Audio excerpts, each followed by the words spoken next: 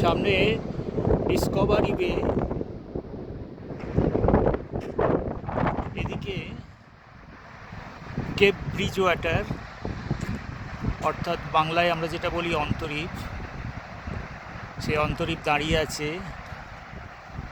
নিচে ব্যাসাল্টের লেয়ার, ওপরে চুনাপাথরের layer, চুনাপাথরের sedimentary layer স্তরে স্তরে বিন্যস্ত। এখন যেটা দেখাবো সেটা হলো petrified forest, but it is actually it is not a forest of trees.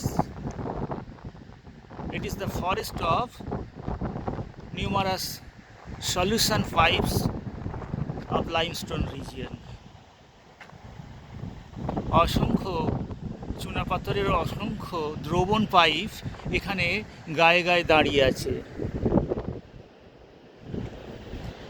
একসময় যে চুনাপাথর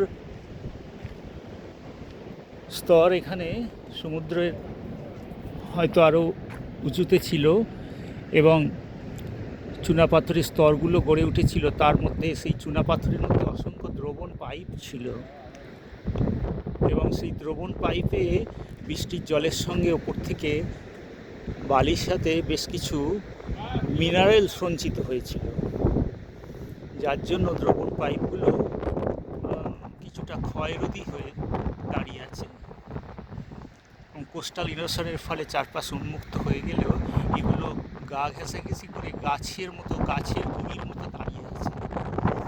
সেই জন্য এটাকে বলা হচ্ছে petrified forest,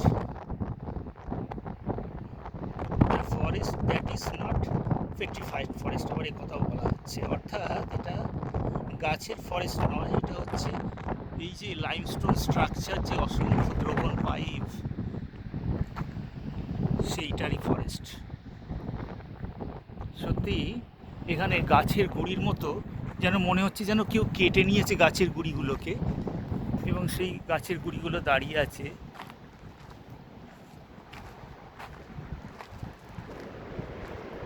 এই যে সামনে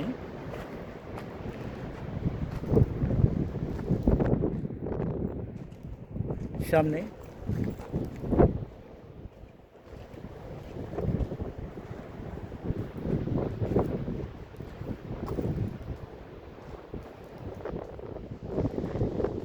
একদিকে সমুদ্র উপকূল, নিচে ব্যাসাল্টের স্তর দেখা যাচ্ছে,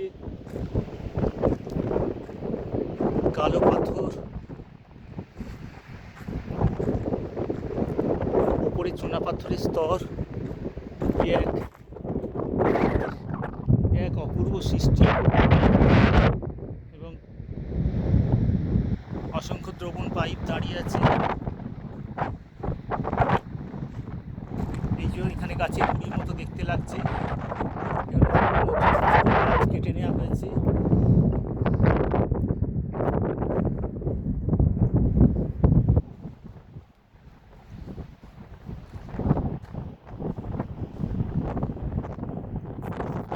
জানি না আর কোথাও এ ধরনের পেট্রিফাইড ফরেস্ট দেখা যায় কি না, অর্থাৎ চুনাপাথরের ফরেস্ট।